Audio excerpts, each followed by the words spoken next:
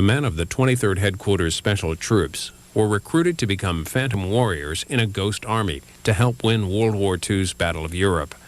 Author Philip Gerard tells their story in the new book, Secret Soldiers.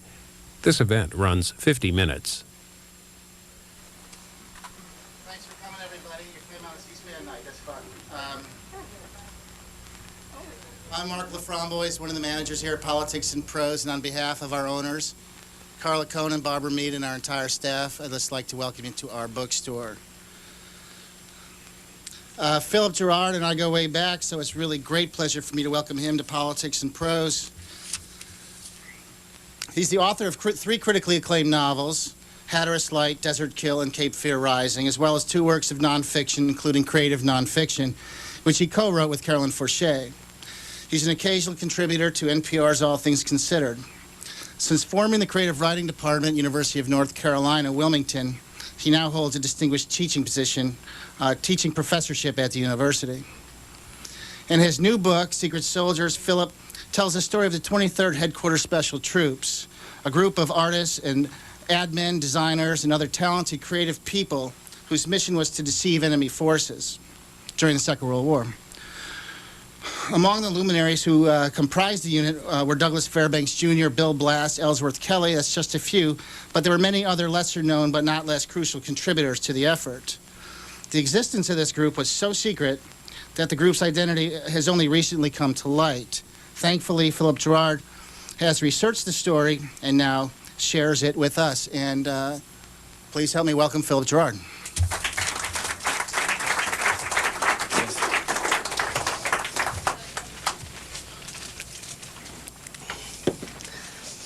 Well, good evening. It's my great pleasure to be here at Politics and Prose. I've heard about this bookstore for years and always wanted a good excuse to come here, and I've just been delighted. I came here a half hour early to wander the stacks and just kind of get lost in the new books, new titles. Well, every so often in a writer's career, there comes the chance to do something that really is a gift. That, you know, I write novels, which are stories I make up. I write nonfiction, which are stories I find out about. And this is a story I found out about, but it really came to me as a kind of a gift. It came to me as a gift from, I don't know, 50 or 60 or so extremely talented individuals all around the country who I interviewed over the course of more than a year. It came to me as a gift from the archives up in College Park, Maryland, and the Naval Archives over at the Washington Navy Yard, and dozens of other places. So it came to me, and particularly as a gift from the cellar of Darryl Ripito, who was an architect in New York, now living in Florida mainly. And he was one of the secret soldiers. In fact, his job after the war was to take and either declassify or destroy all the documents about the secret soldiers. For reasons known only to God, not even to him, because he doesn't remember, he kept an entire box of them. So when I showed up at his home in Florida, after I had several letters from him, he opened this box, and it was just a treasure trove of primary material proving that these guys had indeed done all the things that the legends and the other documents only hinted at. So I was very lucky. The story is basically this, that in between World War I and World War II, the U.S. Army forgot everything it had learned, which is typical of how a democracy fights wars. In World War I, there had been a very interesting camouflage corps that was headed up by artists. Homer St. Gaudens and other sculptors and artists were part of it. And they joined what was then a very sophisticated French effort and British effort on the Western Front. Well, all that was kind of forgotten by the time World War II rolled around, until people began realizing that we were much weaker than the Germans were. All deception in warfare arises out of a matter of weakness. If you had, overwhelming tanks and troops and airplanes, you would just go right at the enemy and plow over them. But it was clear to everybody, having watched the German troops roll into Poland, Czechoslovakia, roll into France, roll across North Africa, roll into Greece, roll into Italy and Norway and so forth, that they were going to need some kind of an edge. And so, among other things, a few things started happening. The Army reconstituted its camouflage corps at Fort Meade, Maryland, not very far from here. And they put in charge of it a young West Point guy by the name of Julian Solahub, who hated camouflage, wanted nothing to do with it. His mission in life, he thought, was to become a combat engineer. I mean, he envisioned himself building bridges under fire, getting the tanks across the river for the big crossing and so on. He didn't have any use for camouflage, but like a good West Point officer, like many men of that generation, he did his duty. and he did it very, very well. And what he did made it possible for a good deal of what happened later on the European battlefield when he, in fact, was in the Pacific building bridges under fire in the Philippines. Prior to the invasion of Europe on D-Day, indeed a whole year ahead of that, there was a deception plan that didn't quite come off.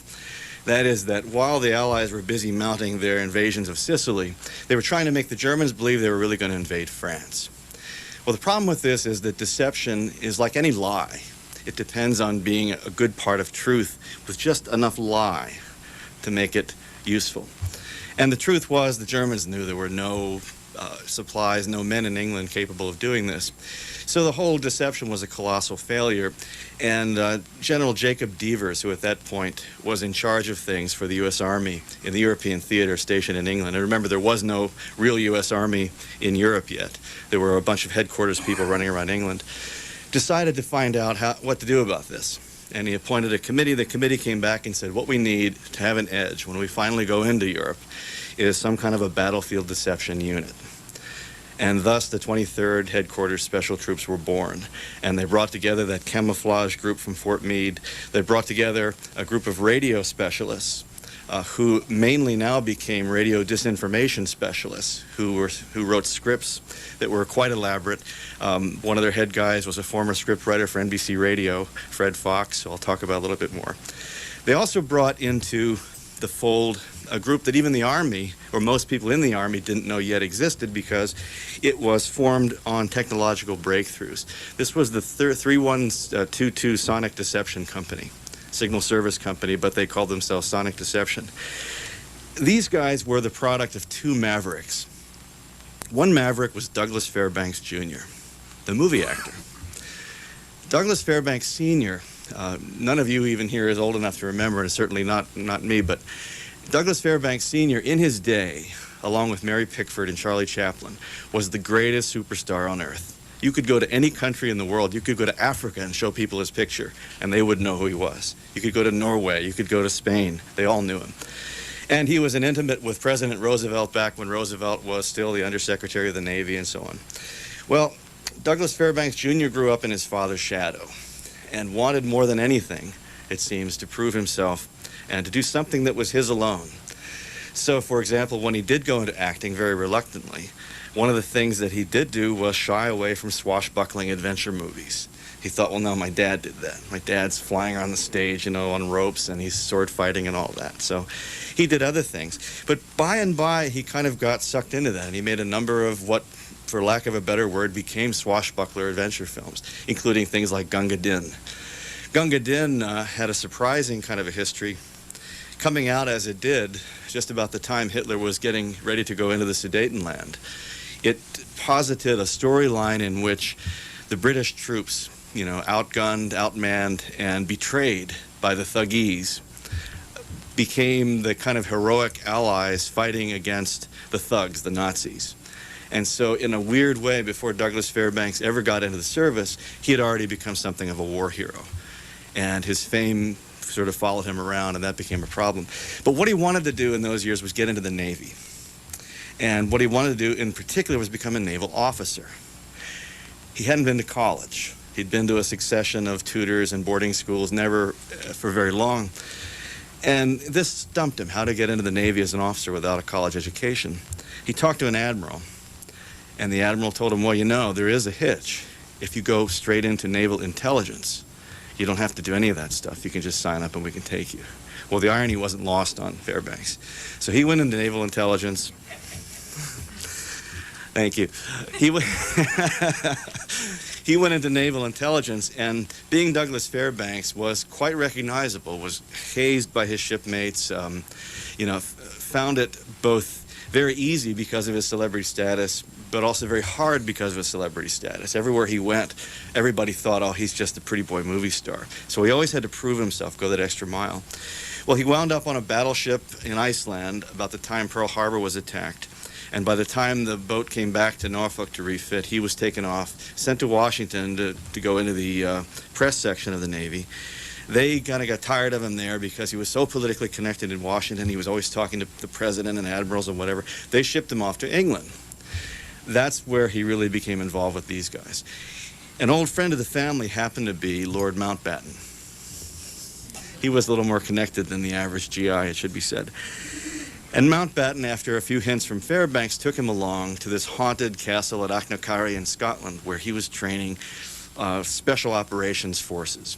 This was just the swashbuckling cloak and dagger stuff of real life. These guys lived in a haunted castle that had been the setting of a Robert Louis Stevenson story, one of Fairbanks' favorite authors as a child.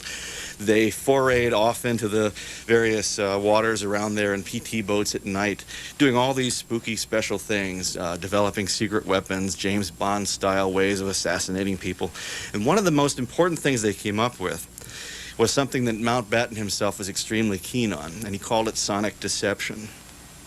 This had been used in a rudimentary way in the desert in North Africa when Rommel was slugging it out with the British Eighth Army, and Montgomery finally came on the scene later, Field Marshal Montgomery.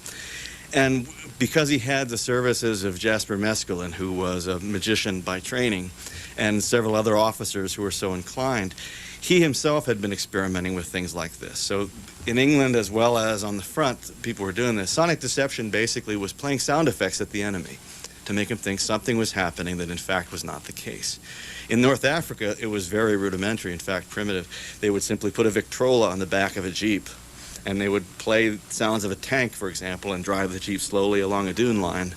And this was supposed to fool the Germans into thinking, oh, there's a tank coming. Well, you can imagine what happens. It doesn't work very well. The thing skips out of the groove and so on. Well, Mountbatten had the idea that they were doing it all wrong, that the real use of sonic deception was going to be when, and he knew it was going to be a when and not an if, the Allies assaulted mainland Europe, when they went ashore in northern France, as everyone knew they had to do. Because a beachhead is the hardest thing in modern warfare.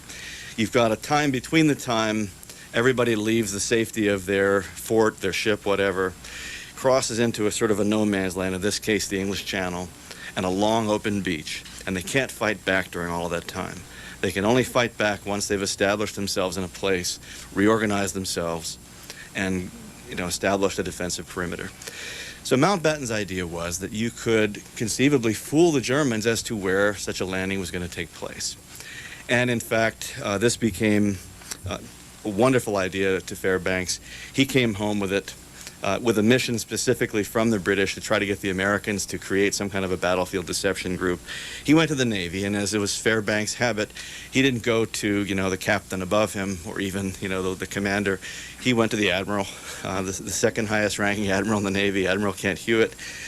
And Hewitt said, well, that's fine. I think we can do this. But in terms of your more grandiose plans, and Fairbanks had them, he goes, you have to go to the Joint Chiefs of Staff with those.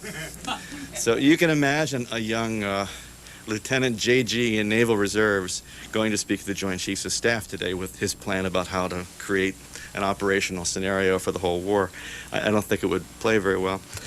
But in fact, he did, and it played very well. Even though the Joint Chiefs deceived him and said, well, this is all very well and thank you, but good day, Commander, or actually at that point, Lieutenant.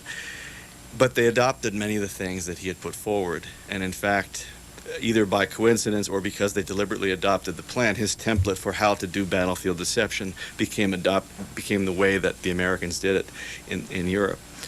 So Fairbanks went back to Norfolk and created a thing called the Beach Jumpers, which were using sonic deception. Nobody's quite sure where that name comes from. But in any case, they used landing craft and PT boats to simulate that this was the place where troops were going to land. And they practiced on the beaches south of Norfolk. And they also went down to the Outer Banks of North Carolina, to Ocracoke Island, a great, wonderful place that I'm very fond of, and used the old Coast Guard station down there as a staging ground.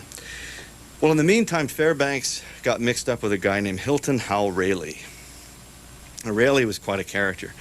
Rayleigh was sort of brilliant, eccentric, manic, probably a manic depressive by our standards.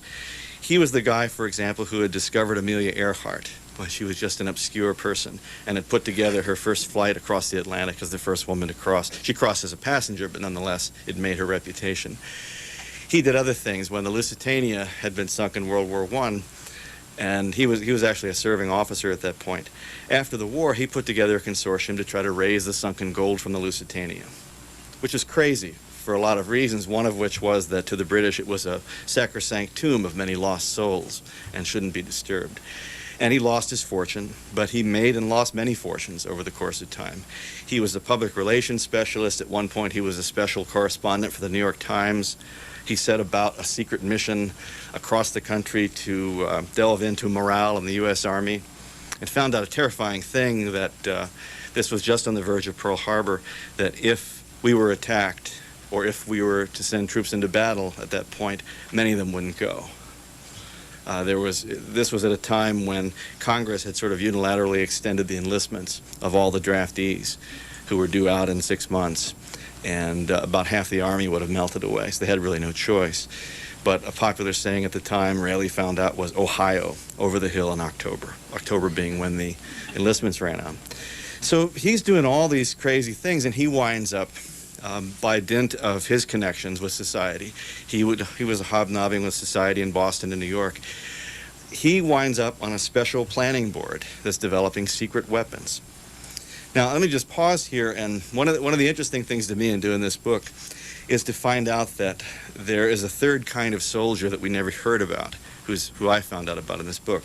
We always hear about the kind of career West Pointer, straight arrow, Douglas MacArthur, Eisenhower, right? We also hear about the reluctant draftee, my dad, many of the people that maybe some of you, going about your life. You get pulled out of college or trade school or a job. You go into the service for 2, 3, 4 years.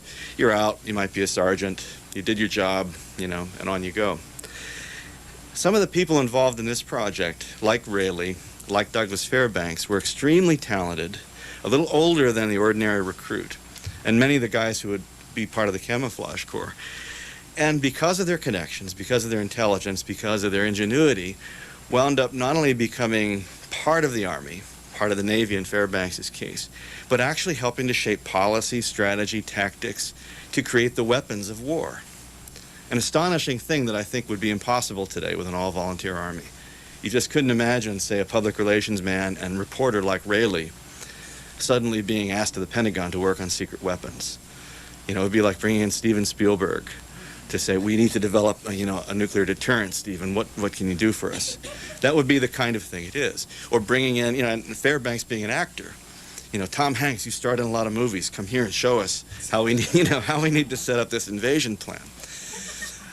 If you look back on it, it's extremely far-fetched that this even happened. But anyway, nonetheless, by the time Raley and Fairbanks started working together in the secret planning board, of which Raley was the head, they had decided to stage an actual demonstration in the U.S., and so they were working out of near the Bell Labs off Sandy Hook, just south of the city of New York, and they staged a thing called the Battle of Sandy Hook.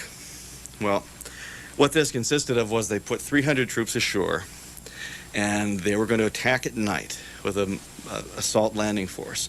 And Fairbanks and Raley and the others were going to watch this, and their technicians were going to play the sound effects. And the whole object of the game was to lure the defenders to the wrong part of the beach. They had about a 10-mile stretch.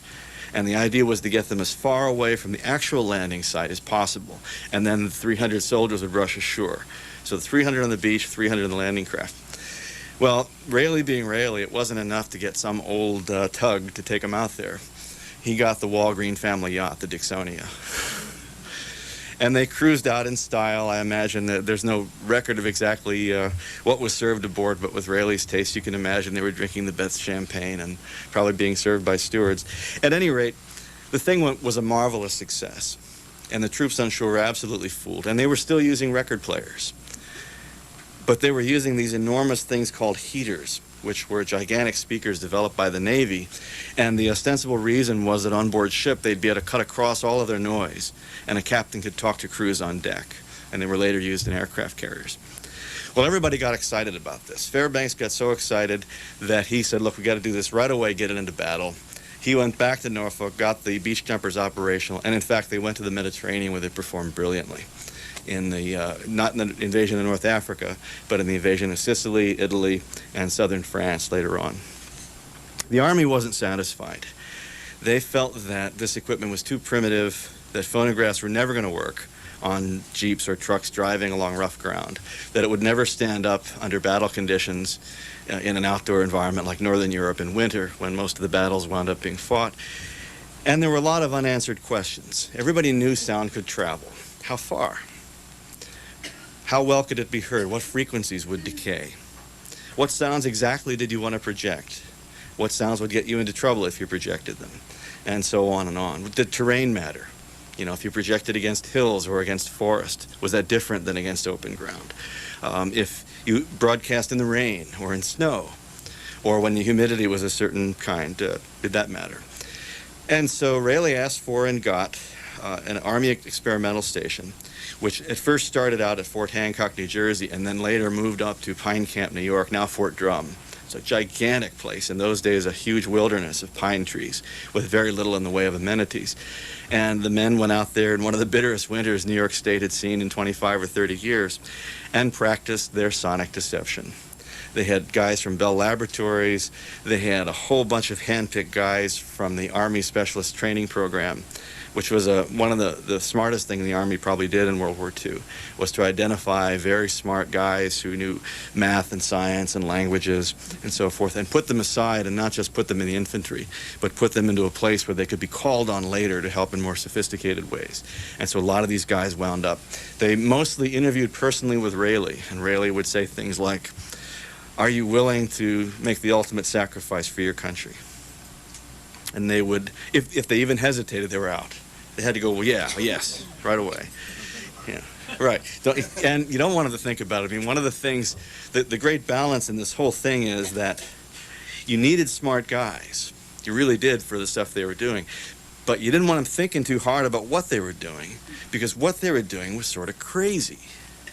What they ended up doing was going to Europe from D-Day until the Battle of the Rhineland, and deliberately, while everybody else in the whole army was trying not to get shot at, you know, to get the best shot at the enemy without getting shot at in return, these guys were saying, "Hey, over here, look at me. Over here, come on." And they were deliberately becoming targets. So they put the sonic deception guys, the camouflage guys, the radio deception guys, and a troop of company of very tough combat engineers, the 406, who trained out at the Desert Training Ground, which covered, at that point, part of 3 states. It's now Joshua Tree National Forest out in California. Patton had founded the place to train tank corps.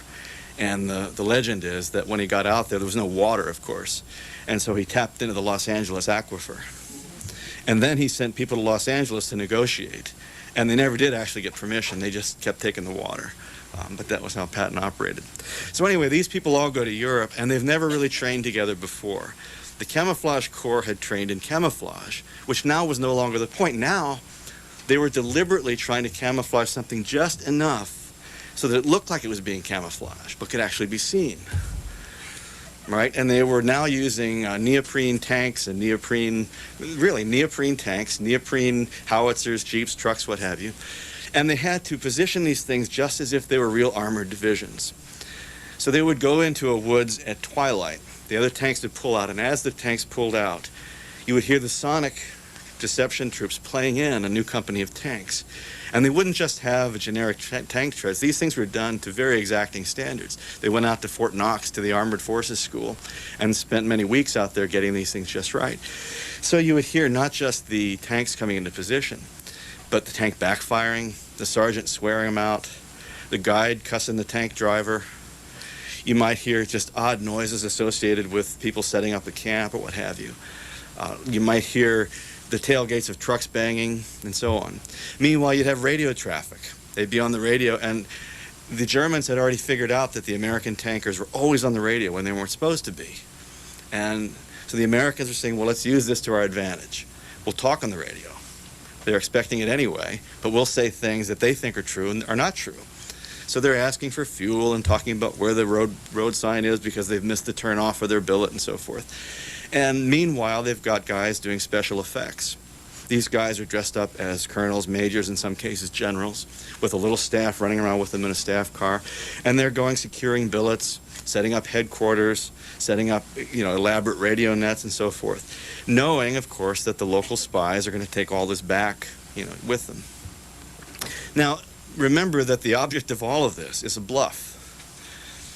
That if there really were forces there, they wouldn't need to do any of this. And so, for example, on the line in September of 1944, after the Americans had raced across France many months ahead of schedule, and Eisenhower and his staff were kind of scratching their heads about how to supply an army that was already on the Rhine River when they hadn't expected it to be in Paris yet. There's an 80-mile gap to the left of Patton, and there are 2.5 Panzer divisions sitting there waiting to drive through and kind of roll back the attack as far back as they can. They sent out several hundred special troops. They sent out their tanks and their amplifiers and all the rest of it, the radio guys, and they put them on this line with a dozen or so light tanks from a cavalry recon outfit. And they said, well, you'll be up here for a day or two. Well, they're up there for more than a week, holding a line. In the end, and this is the story I love probably best of any of their exploits.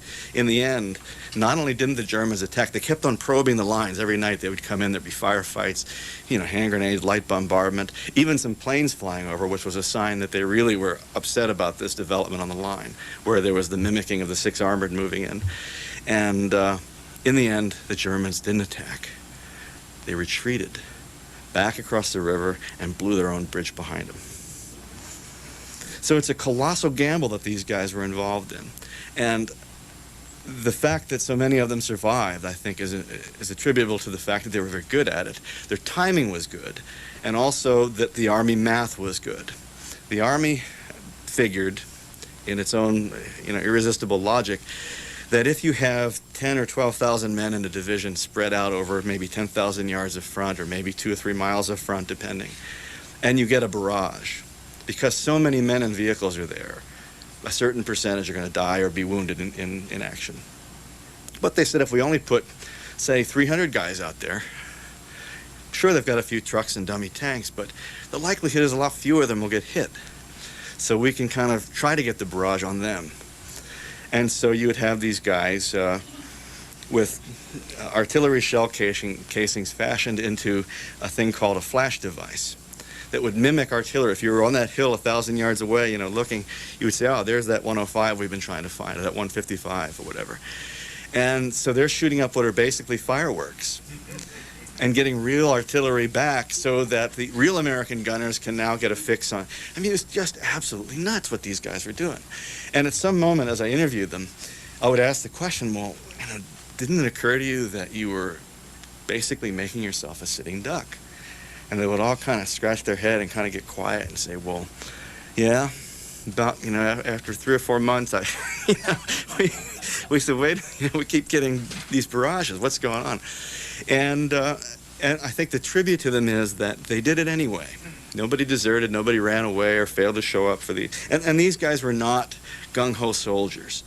These guys were artists from New York. One guy, George Martin, who was a battalion photographer, designed sheet music for Shermer Music up on Tin Pan Alley in New York. Other guys, but Bill Blass was a dress designer. Even then, he had already been selling his sketches for $25 a piece on 7th Avenue, trying to make his first name for himself. Other guys wanted to be commercial artists, or they were advertising men, what have you. Or they were, what we would call today electronics nerds, the kind of people who today would be fooling around with computers. These were Depression boys, like Walter Manser was one of them, who would collect scraps in his Depression-era farm out in Hinckley, Illinois. And from that, he would build a radio crystal set, and he could sit there and tune in whatever he wanted to. He would do experiments, in sonic projection, seeing how far his amplifier could carry out over the cornfield. This long before he's in the Army. And these guys all kind of come together, and now they're in the greatest shooting war in history. And they really acquitted themselves admirably. It was my great privilege, to be able to talk to these men, who are, by the way, extremely modest about what they did. None of them considers themselves heroes. They blush when they read the subtitle, Heroic Army of Deception in the book. So that's who they were. And how I found out about them, as I said, was... to find some of the guys, and invariably they would say, well, you've got to talk to so-and-so. One of the first I found was Colonel Clifford Simonson, straight arrow West Point guy, 92 years old, sharp as a tack. And he said, well, don't just talk to me. And this is after 2 minutes on the phone. He gives me 5 more names and says, oh, and you got to come to our reunion.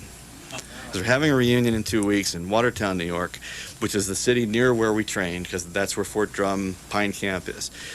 So, I just, swallowed hard, bought a plane ticket up to Watertown, New York, not knowing what I would find. Spent about 4 days pretty much living in World War II. Big band music at night, in the dining hall, visits out to the fort. And when I got done and when I left, I knew I was going to do the book. On the plane home to Charlotte, North Carolina, I actually started writing part of what became the epilogue. And it revolves around this idea, and then I'll stop and take your questions. That these guys had done an extraordinary thing, a very self-sacrificial thing. One of the guys who served with them in their crowning battle at the Battle of the Rhine said, they're not heroes because they killed a lot of Germans. They're heroes because they saved thousands of American lives. Just in the Rhine crossing operation, which was their last alone, they probably saved 10,000 or 12,000 lives. And they had never really been recognized. And it was clear that while they're very modest, and there was an incredible camaraderie and esprit de corps among the remaining veterans, when we went up to the museum at Fort Drum, which has the 10th Mountain now is there, and they've got exhibits about the 10th Mountain. They've got all kinds of exhibits in the museum. There was absolutely nothing to commemorate them, nor is there at the Fort Meade, Maryland Museum, nor is there at the Signal Corps Museum, or the Army Electronics Museum at Fort Hancock, or at the Desert Training Center, or anywhere else that I can find. In fact, the 23rd Headquarters Troops, the 603rd Camoufleurs, the 3122 Sonic Company were all disbanded prior to these guys leaving the service, either deliberately or accidentally, meaning that when they were discharged, each of these guys was sent to some far-flung, they were scattered to far-flung Army outposts, and they all were mustered out as part of different units to which they'd never really belonged. They came out as members of the 28th Infantry or something. And so they can't, even the paperwork doesn't follow them to say, oh yeah, here's who you were. This was on your discharge papers. The unit was supposed to have received a presidential citation. That never happened. There were a number of men who never got medals or probably should have, never got promotions that probably should have. And they were never authorized to wear the Combat Infantry Badge, which is probably the most prestigious badge of honor for frontline troops in combat in World War II. And it's not for me to say whether they should be allowed to or not, but because they most often were emulating these troops and because they were on the front lines and under fire all this time, it seems to me that it's at least an open question whether or not some kind of honor should be coming their way. So one of the things I hope to do with this book was to say, well, this is one of those great, it really is a great untold story. And, my father was in the war in the Pacific in the Air Corps, and there are zillions of books about that, and there's zillions of books about, Patton and about D-Day and all that. But this was something that I hadn't seen anything about, and I thought it was a story worth telling for these guys, and like I say, it was a gift. And I hope that my book is the gift to them. I've been hearing back from veterans for the last week or so, email, telephone calls at all hours and so on, letters, wonderful letters.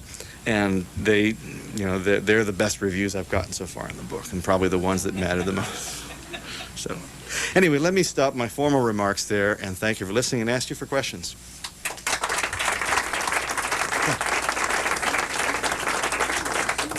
You said at the beginning that a lot of the records were destroyed, and my assumption from what you said, and I could be wrong, was that it was willful, that it wasn't a coincidence. What was the logic, or was there any reason, or why would they hide this after the fact? Great question. Such a good success. The question is, why would they hide the records, and were the records willfully destroyed? One of Frederick Fox, the scriptwriter who I mentioned, ended up as an official in the Eisenhower administration. He, in fact, ended up as Eisenhower's spiritual advisor. He's a wonderful man, ended up as an ordained minister, used to preach at Princeton University for many years. He would preach only a couple of times a year. And in fact, in one of his sermons, talks about these guys, about deception and so forth. And he, for many years, tried to publish the secret history, the official history of the 23rd Headquarters Special Troops, which he had been the principal author on after the war. That was his last official duty in the Army. And the Pentagon repeatedly refused to let him do that. In one of his letters home to his wife, he complained that he was so tired of burning records, so tired of lying to brother officers about who he was, what he was doing, so tired of never being able to wear his own insignia. and telling anybody he met anywhere, sorry, I can't tell you about this, or telling them outright lies, which all the guys had to do throughout the whole war. I mean, I'm sure to this day there are guys from the 28th Infantry and the, whatever, who are sitting out there who one dark night heard tanks roll up on their flank and thought, oh God, thank God, the 6th Armored is here, or whoever. And in fact, it was a bunch of guys with, basically wire recorders and loudspeakers and rubber tanks. Now, the second part of your question is a very interesting one, because even the OSS and other secret organizations have been allowed to publicize their efforts during the war. The most current theory probably is that because the U.S. was going to use some of the same tactics against the Russians, because remember, we went almost immediately from the hot war against Germany to the Cold War against Russia. And in fact, all the chess pieces were already there. Patton's Third Army was over here, and the First Army was over here, and whatever. That they kind of thought, well, let's downplay this, and of course that went on until 1989. There was a company not far from here called TVI that up until the end of the Cold War was still manufacturing those rubber dummies. And they were also doing two-dimensional ones of the Abram tanks.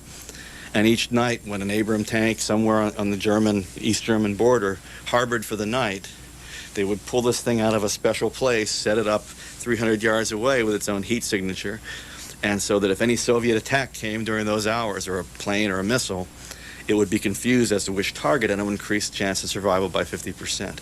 So my guess is the tactics, the radio misinformation, all of which has come to be adopted as standard operating procedure, was probably, continued through the Cold War period.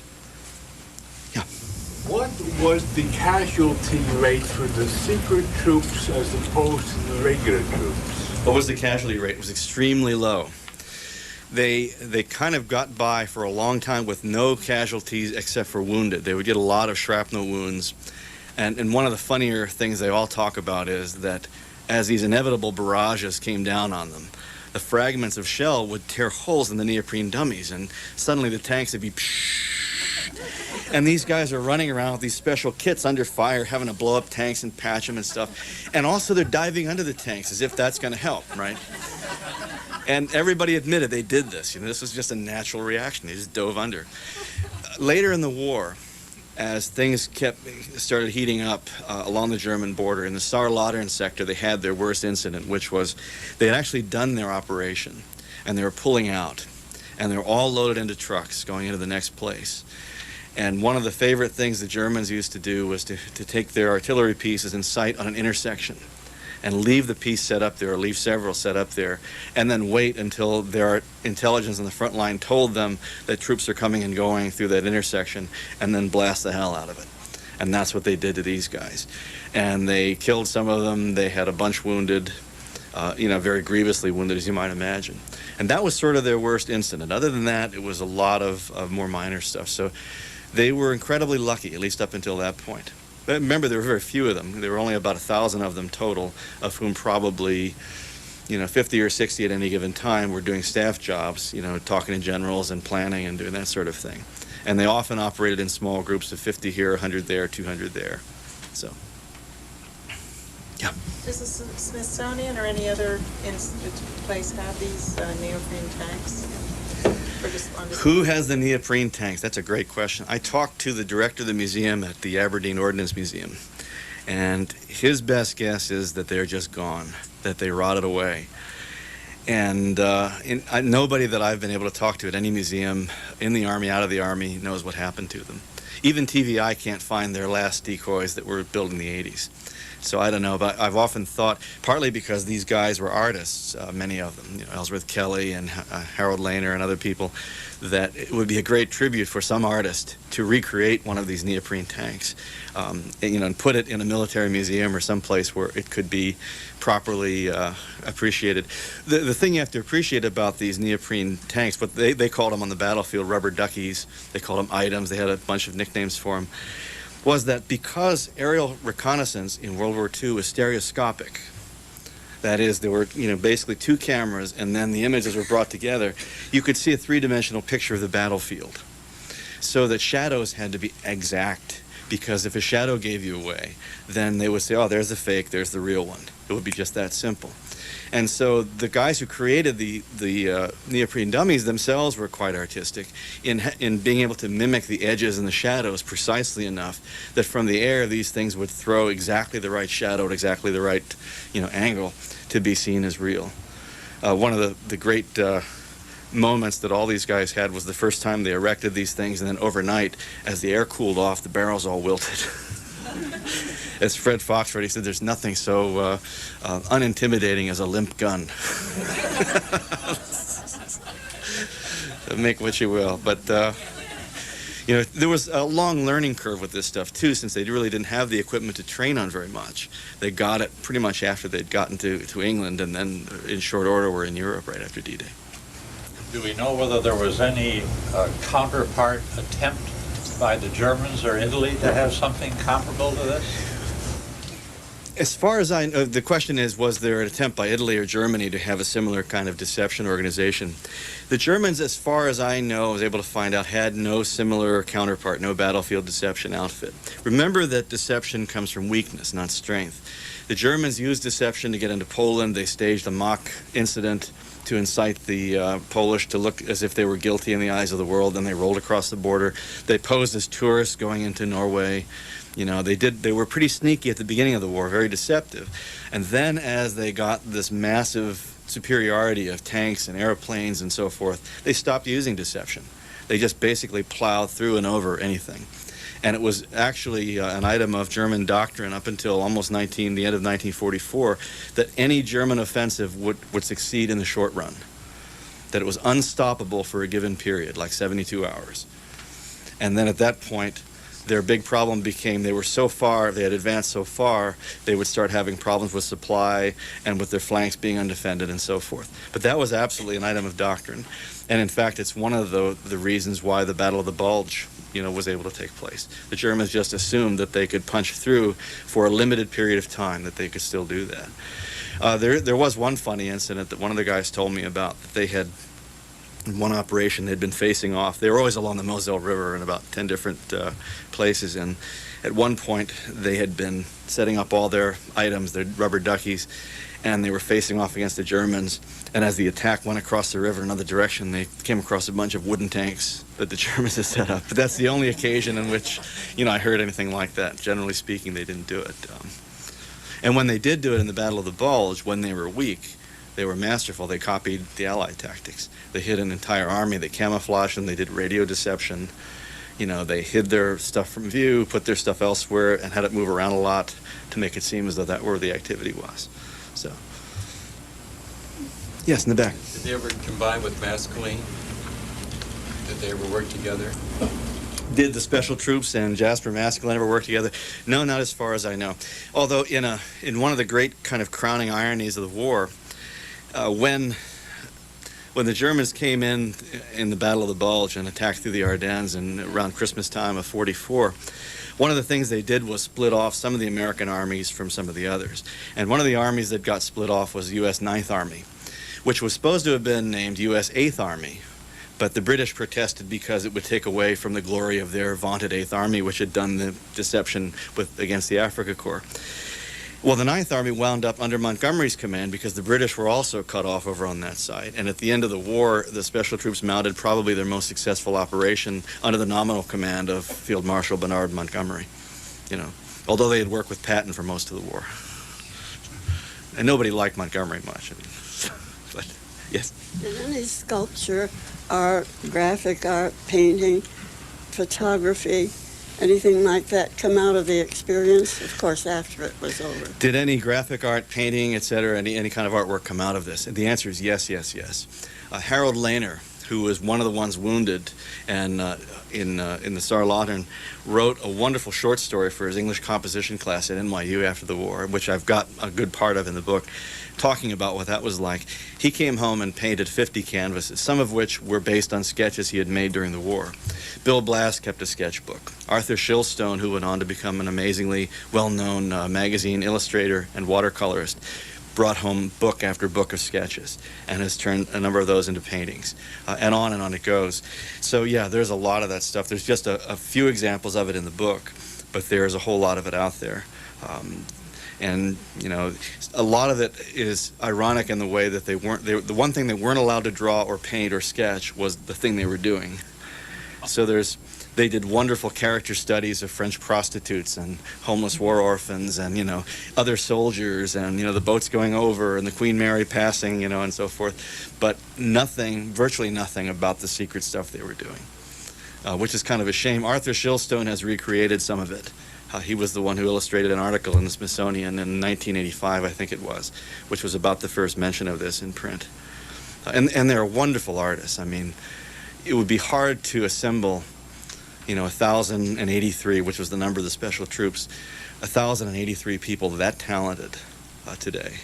You know, it boggles the imagination. Yes? How were they recruited? Were they already in the military and pulled into this service? How were they recruited? They were recruited in fairly ingenious ways. One of the things that the Army did to recruit the camouflage troops early in the war, and they started recruiting as early as 1942, they put the word out to the New York art schools. And in fact, a number of people from, say, the Pratt Institute of Design, Parsons Institute of Design, they had people on their staffs who were reserve officers who had gone to the engineering school down at Fort Belvoir and come back with a specific mission of recruiting artists for the Army. And as Bill Blass told me, he said, you know, one just couldn't think of not being in uniform in those days. It just was unthinkable. And so these guys, most of them hated the Army but were extremely patriotic, it should be said, signed up in droves and really expected to be able to do something more interesting than what they wound up doing for about a year and a half, which was learning how to erect these flat tops over a gun emplacement. Flat top was just basically 4 posts and a big camouflage net garlanded with, you know, camouflage material to hide a gun or a tank or what have you. And they had expected to be able to use their brains and their design expertise, which many of them wound up doing, of course, because the mission changed so much. The Sonic troops were largely gotten through the Army Specialist Training Program, you know, places like the University of Chicago, Grinnell College, and so on. And then a number of the officers were mainly West Point cadre. They got sort of the very best and put them and said, you know, you're in charge. And then some of the others they salted in sort of regular non-coms, who were some old crusty Army regulars. And they all have stories of those guys, as you might imagine. Some of which made it into the book. Yes? There was heavy camouflage that was done on the aircraft plants in California. They made them look like villages and towns and streets and buildings. Were they involved in that too? The question has to do with the camouflaging of the aircraft plants and the towns out on the California and the West Coast. Not directly in that, but one of the guys, a guy named John Walker, was a marvelous guy. Looks like Jack Palance, the movie actor, and ended up as a platoon leader for the Sonic troops.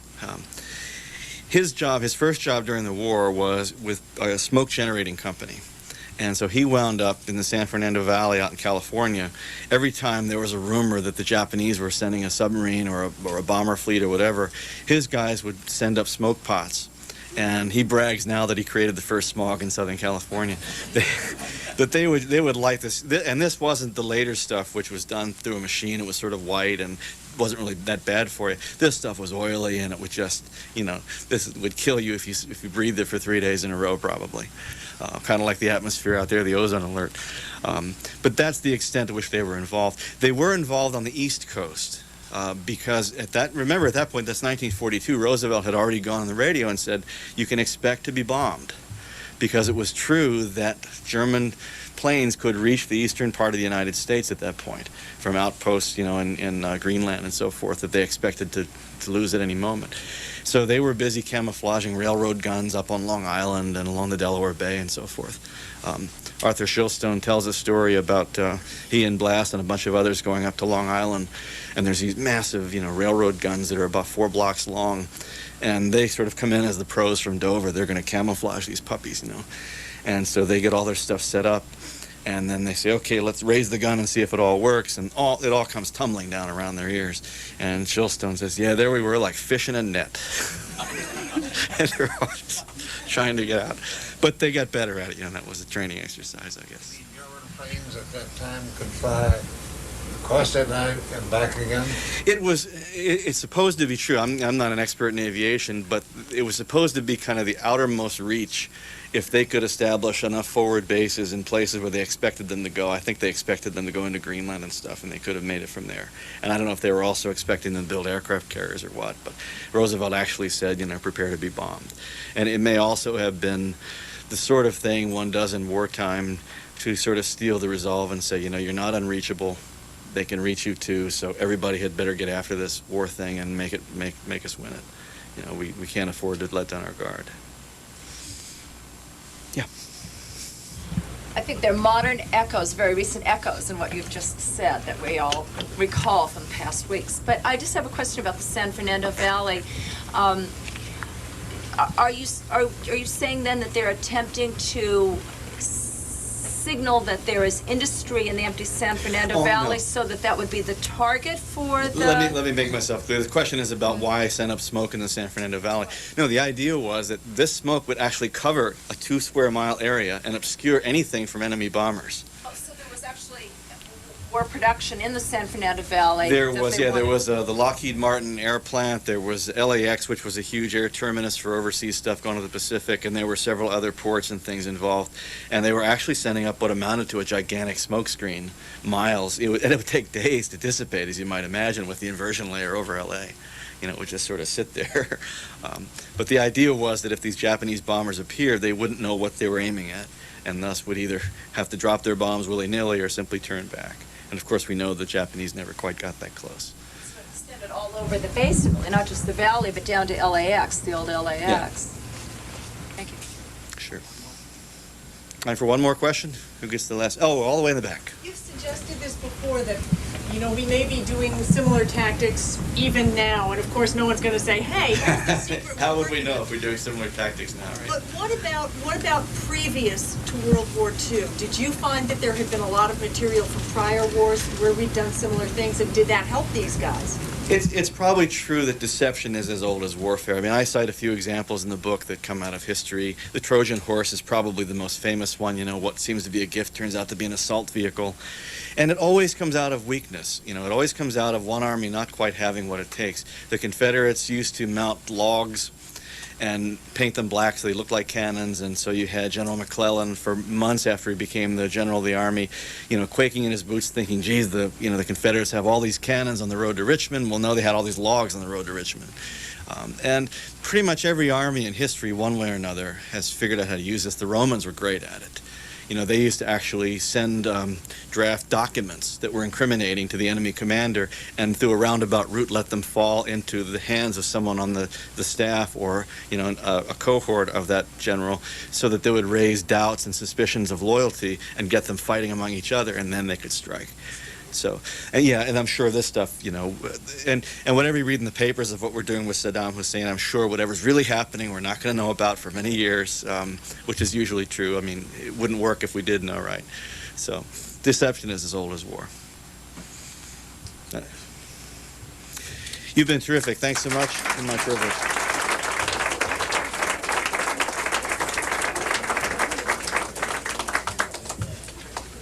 As always, we have the best audience in the world.